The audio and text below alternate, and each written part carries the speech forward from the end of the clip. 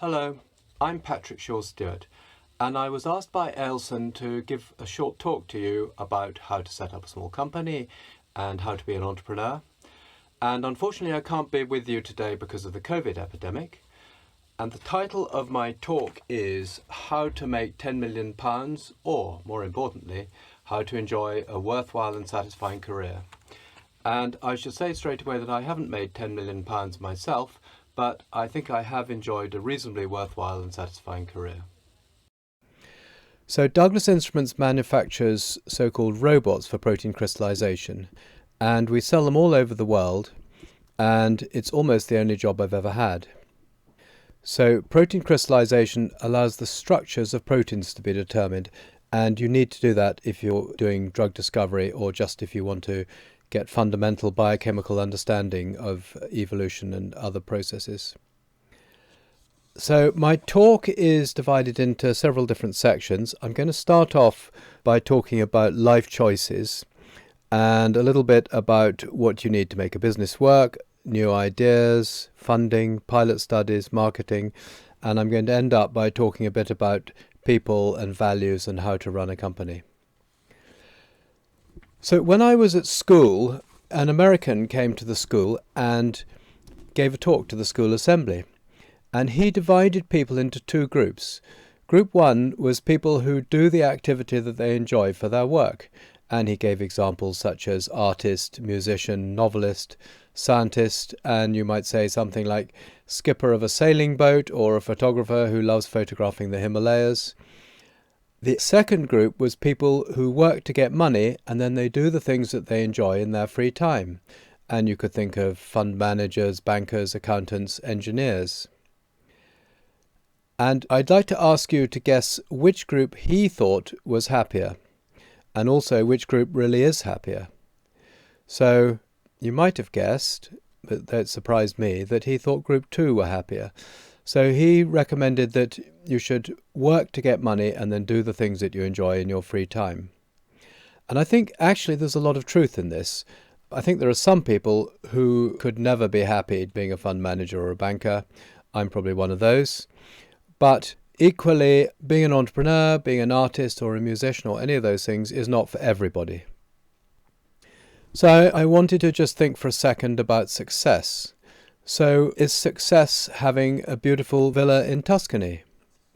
Or would success be saving 1 million lives? I would like to suggest that if you're going to be successful in business, you need at least 4 things. You need a good idea. You always need some sort of idea for a business. It doesn't have to be a product. It could be a service. But you also need to have knowledge and you need to have competence. You need to be good at putting your idea into practice. And finally, you need luck. And if any one of those is missing, you'll fail. But if you can get a bit of each of those, you may well be successful. Now, if you were to ask me which was the most important, I'd say about 70% of it, in my observation, is down to luck. And I've seen businesses which really didn't deserve to succeed, and the people weren't very good. They didn't have very good ideas. They didn't have much knowledge or competence. But they were lucky and they were in the right place at the right time and they were successful. Equally, I've seen some very, very good people who worked really, really hard, had very good ideas, and they ultimately failed. So if we start with ideas, I've always had quite a few ideas. When I was a student or just after I left university, I came up with an idea for moving very, very small quantities of chemical liquids in a device.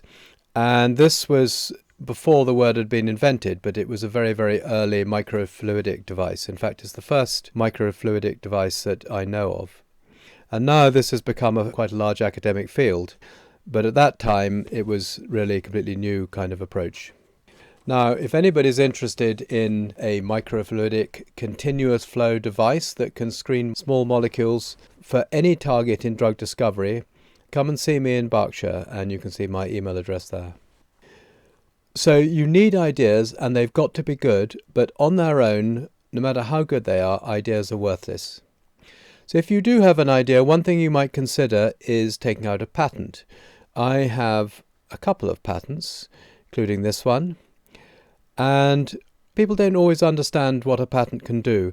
A patent doesn't allow you to do anything. What it allows you to do is to stop other people from doing something. So you can easily have the situation where I've got a patent to stop you doing something, and you've got a patent to stop me doing something, and we have to get together and work together in order to have one successful product. Another thing about patents is you need to get the timing right. At the very beginning, they can be free because you can do them yourself, just get something submitted. But very quickly they become very expensive. So you don't want to take out a patent too soon, and you want to have a very clear idea of what you're going to do with your patent. Venture capitalists like patents because they want to have something that they can show for their money. So if you're going to try and raise venture capital, then you want to start thinking about patents quite early on.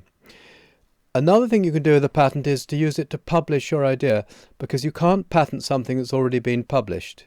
So actually taking out a patent is a very good way of stopping other people from patenting against you, because people don't normally read patents except if they're taking out their own patent. And so you won't get too much publicity if you don't want it. But the patent examiner will look at all the patents that have been published, and they can be used to stop other people from patenting. You can write patents yourself, just find a good patent and basically copy it. And I'm sure you can find online information. You need to draft some claims and things like that. But if you read other people's patents, you'll get an idea of what a claim should look like. And here are a whole lot of patents that I've published but haven't pursued. Now, another thing you need obviously is money. And what I would say here is you should start with your own savings and people as close to you as possible. And then the more you have to go out into the world and get money from outsiders, the less control you'll have over your destiny. So you should start with your own savings, and you might do a little pilot study with that. You can go to your parents. You could go to your eccentric uncle, and so this chap is very rich. You may not look it, but he's got a lot of money. Or you can go to investors of different kinds. They can be a lot more difficult to work with because if your business doesn't develop in the way that you predict it will, they may end up sacking you and taking over the whole business. And eventually you may well go to the stock market, and then you'll really get plenty of money. Now, how are you and your investors going to value the company?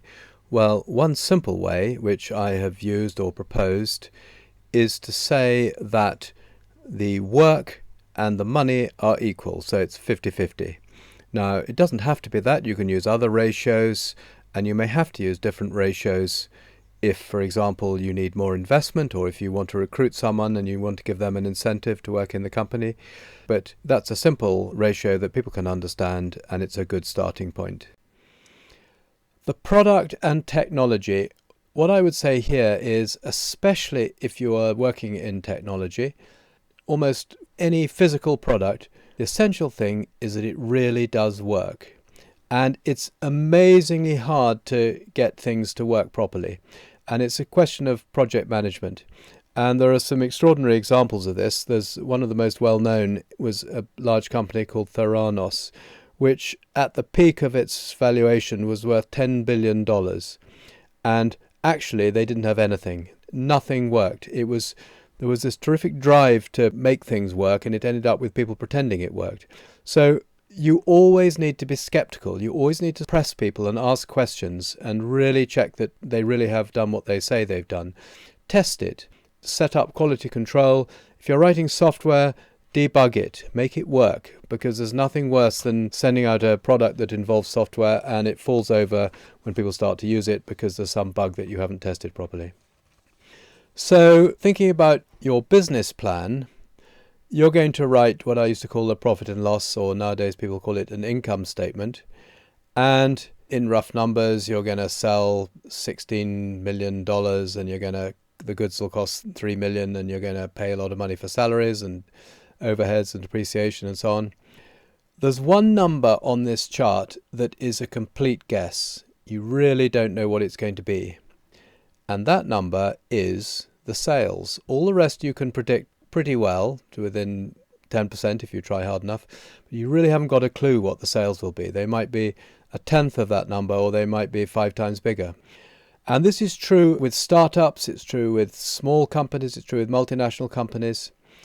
And what I would say here is do pilot studies and fake the product. That way you can find out whether people are willing to buy it. And I'm going to give you an example. I had a friend who I'm going to call Freddie, and he did an MBA and he had a lot of ideas about how to set up companies. And he and his friends decided to do a shirt ironing service in a big city. And the idea was that if you didn't want to iron your own shirt, you could have a service where people came and picked up your shirts once a week and they'd iron them all, and a few days later you get back your shirts all ironed. And what they did was they bought a whole lot of advanced equipment. And when the sales came in, they were roughly a third of what had been predicted, and the whole thing collapsed and the investors lost all their money. Because of the way they'd set it up, they had to make a success of it quickly because they had a lot of interest to pay and a lot of equipment. What they should have done is they should have faked it. So here's a picture of what they should be doing. They should have had people, they should have done it themselves, doesn't matter how they do it, just create the product that you are ultimately going to be selling. And it doesn't matter if it takes you 10 times longer to iron the shirts or whatever it is, as long as the experience for the user is what you're finally going to offer them. By the way, when I say fake it, I don't mean fraudulently claim to have achieved something that you haven't really achieved. But in the case of something like a shirt ironing service, fake it in the sense of recreating the exact product that you have in mind to provide, although you will in future be doing it with a more advanced method that's more profitable.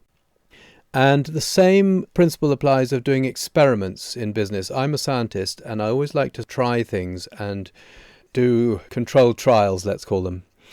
And I'll give you an example here. So I'm involved in a golf course in the West Highlands of Scotland. It's the most westerly golf course in the British Isles, or on the mainland, the British mainland. And we wanted to increase sales because it always struggles to break even. It's a very small course. And we had a lot of ideas about things that we could do to try and promote the course. But we didn't know what to do first. We didn't know what was going to be most effective. And what we did was we ran a whole lot of experiments. We didn't do them all in the first year. Over about 3 years, we tried all these different things. And we did them at different times. You have to be able to measure their success.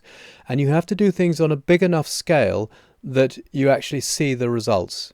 So rather than spending a little bit of money on all these things every year, in which case you really wouldn't learn anything, best thing is to pick 2 or 3, spend serious money on them, and if they don't work, you'll never do it again, and you'll end up saving money. So the last bit I want to talk about is people and honesty. And I would say that in my experience, there are 2 ways to make money. In my company, we're very nice, very honest.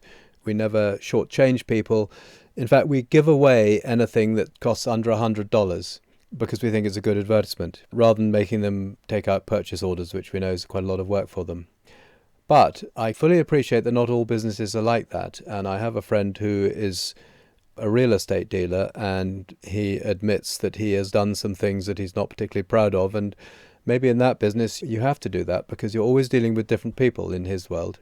Whereas in my world, we have the same customers and we have to really keep them very happy. And there's a game I think it's called Notorious, that my children used to play.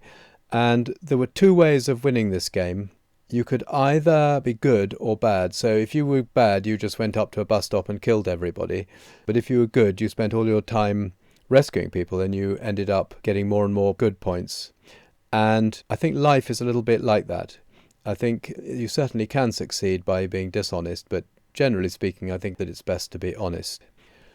So this reminded me of something that I saw when I was in America and I was visiting one of our customers, and which was Johnson & Johnson, and they had on the wall what they called Our Credo.